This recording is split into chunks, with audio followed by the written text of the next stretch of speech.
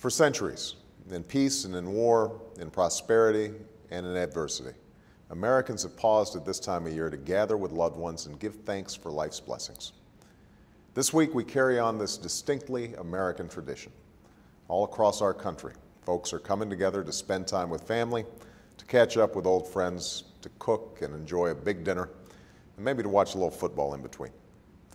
As always, we give thanks for the kindness of loved ones, for the joys of the previous year, and for the pride we feel in our communities and country. We keep in our thoughts and prayers the many families marking this Thanksgiving with an empty seat, saved for a son or daughter, a husband or a wife stationed in harm's way.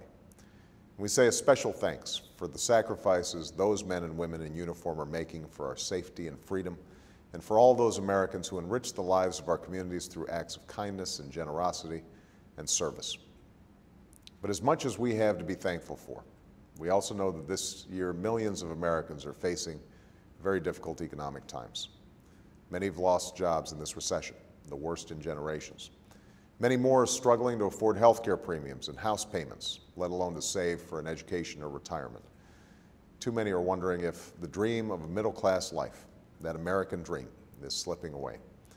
It's the worry I hear from folks across the country. Good, hard-working people doing the best they can for their families, but fearing that their best just isn't good enough. These aren't strangers. They're our family, our friends, and our neighbors. Their struggles must be our concern. That's why we passed the Recovery Act that cut taxes for 95% of working people and for small businesses, and that extended unemployment benefits and health coverage for millions of Americans who lost their jobs in this turmoil. That's why we're reforming the healthcare system, so that middle-class families have affordable insurance that cannot be denied because of a pre-existing condition or taken away because you happen to get sick. We've worked to stem the tide of foreclosures and stop the decline in home values. We're making it easier to save for retirement and more affordable to send a son or daughter to college.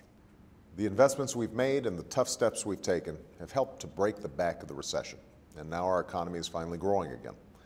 But as I said when I took office, job recovery from this crisis will not come easily or quickly.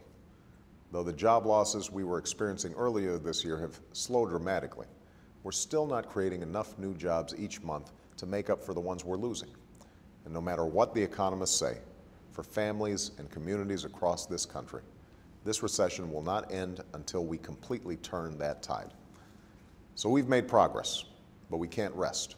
And my administration will not rest until we've revived this economy and rebuilt it stronger than before, until we're creating jobs and opportunity for middle-class families, until we've moved beyond the cycles of boom and bust, of reckless risk and speculation that led us to so much crisis and pain these past few years.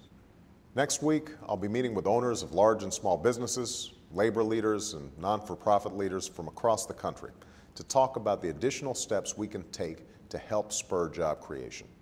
I'll work with Congress to enact those proposals quickly. And it's my fervent hope and my heartfelt expectation that next Thanksgiving we will be able to celebrate the fact that many of those who've lost their jobs are back at work, and that as a nation we will have come through these difficult storms stronger, wiser, and grateful to have reached a brighter day. Thank you. God bless you. And from my family to yours, happy Thanksgiving.